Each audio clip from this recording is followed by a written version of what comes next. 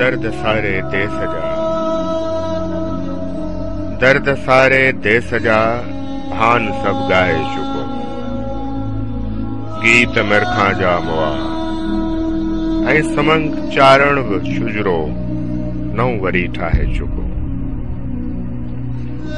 ऐं समंग चारण बि छुजरो, नौ वरी ठाहे चुको। देस जा गद्दार हिकड़ा टोलियन में था घुमन, देस जा कंधार हिकड़ा टोलियन में था घुसन।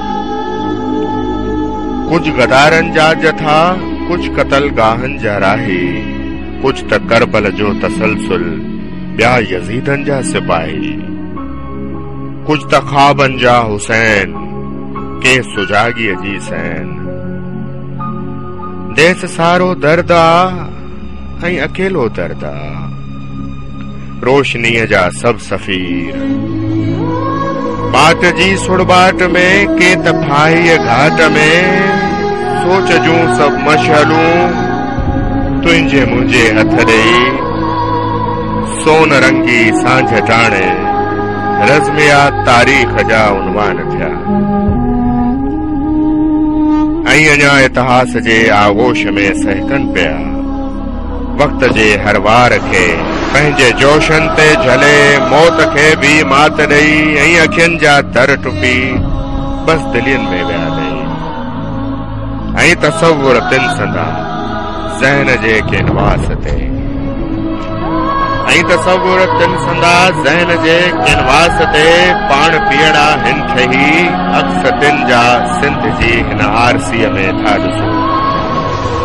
तैं चिरागन जे तसलसल में मथां ही हुअ जेका सिज हुई। तैं चिरागन जे तसलसल में मथां ही हुअ जेका सिज हुई। सिंध जा सूरजमुखी सब हुन जा हुआ सरामे, हुअ मोहन जे तड़े जो घिंट हुई। सिंध जे सीने अंदर दिल जियां धड़की हुई, हुअ कथा हुई अर्पना जी।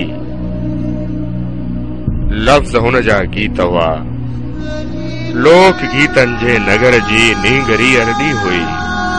उन करे हुआ शाम टाणे बस गिझन जे अख में अटकी हुई, ऐं लहू जे लाल रंग में वही शफ़क़ पोयां लही। उन पुजाणा कंहिं सुआ, गीत मिरखा जा मुआ, गीत मिरखा जा मुआ, गीत मिरखा जा मुआ।